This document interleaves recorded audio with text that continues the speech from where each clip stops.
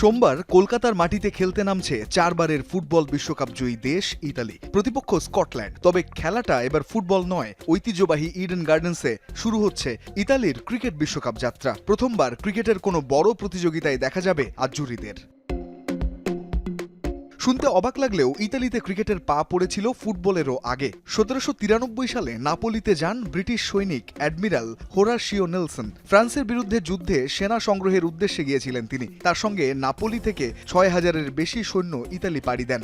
নাপোলিতে থাকাকালীন ফাঁকা সময়ে বাকিদের সঙ্গে ক্রিকেট খেলতেন নেলসন। সেই প্রথম ক্রিকেট শুরু সে দেশে।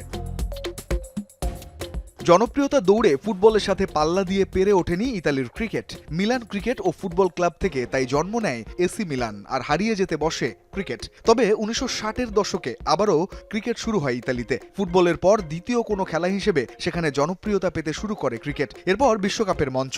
সামনে ছিল স্কটল্যান্ড ও নেদারল্যান্ডসের মতো প্রতিপক্ষ। শেষমেশ অবিশ্বাস্যভাবে স্কটিশদের 12 রানে হারিয়ে ইউরোপ অঞ্চলের বাছাই পর্ব থেকে ডাচদের সঙ্গে বিশ্বকাপ নিশ্চিত করে ইতালি।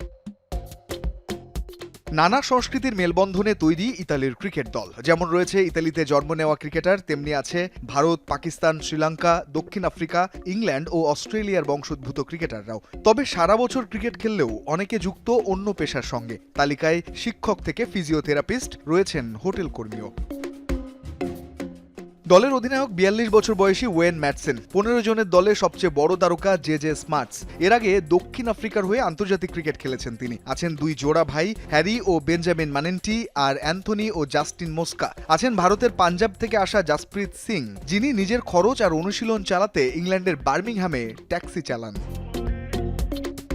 বিশ্বকাপের মঞ্চে ইতালির প্রথম ম্যাচটাই হওয়ার কথা ছিল বাংলাদেশের সাথে। বাংলাদেশ না থাকলেও দলটির মিডিয়া ম্যানেজারের দায়িত্বে ঠিকই আছেন একজন বাংলাদেশি, রাগবীর হাসান। রাগবীর যথেষ্ট আত্মবিশ্বাসী ইতালির প্রথম বিশ্বকাপ নিয়ে। 233 বছর ধরে ইতালিতে কোনো মতে বেঁচে থাকা ক্রিকেট এবার বিশ্ব মঞ্চে দেখাবে নতুন কোনো চমক।